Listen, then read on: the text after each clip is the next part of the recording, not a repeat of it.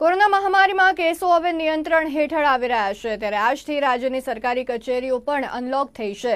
સરકારી કચેરીઓ આજથી 100% સ્ટાફ સાથે કાર્યરત થઈ છે. કચ્છની વાત કરીએ તો છેલ્લા 1.5 મહિનાથી સરકારી કચેરીઓમાં 50% સ્ટાફની હાજરી હતી. સ્ટાફના અભાવે અરજદારોના કામો પણ અટવાયા હતા, સાથે વહીવટી કામગીરી પણ ખોરંભે ચડી હતી. જોકે 100% સ્ટાફ સાથે જિલ્લામાં આજથી ગવર્મેન્ટ ઓફિસો શરૂ થઈ ગઈ છે. જિલ્લા મથક ભુજ તેમજ ગાંધીધામ, અંજાર, માંડવી, મુન્દ્રા, રાપર, ભચાઉ, અબડાસા, નખત્રાણા અને લખપતમાં આવેલી તમામ સરકારી કચેરીઓ આજથી રાબેતા મુજબ કોવિડ નિયમોના પાલન સાથે શરૂ થઈ ગઈ છે. ડિઝાસ્ટર મામલતદાર CR પ્રજાપતિએ કહ્યું છે કે તમામ સ્ટાફને માસ્ક પહેરી રાખવા અને સોશિયલ ડિસ્ટન્સ રાખવા જે તે કચેરીના વડા દ્વારા સમજ અપાઈ છે. જનસેવા કેન્દ્રોમાં ભીડ ન થાય એ માટે પણ તાકીદ કરાઈ છે.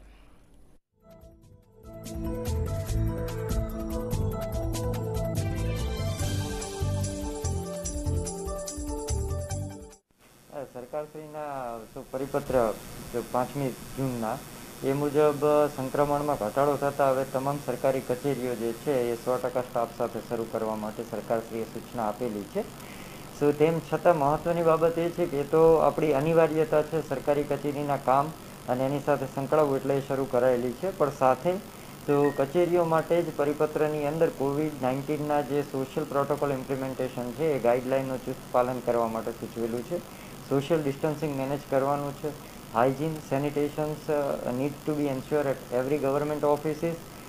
તદુપરાંત જ્યાં પણ જરૂર જણાય તેવી તમામ જગ્યાઓએ સેનિટાઇઝેશનની વ્યવસ્થા સુનિશ્ચિત કરવાની છે અને માસ્ક જે છે એનો ઉપયોગ કમ્પલસરી કરવાનો છે. એની સાથે કચેરીઓને કાર્યરત કરેલી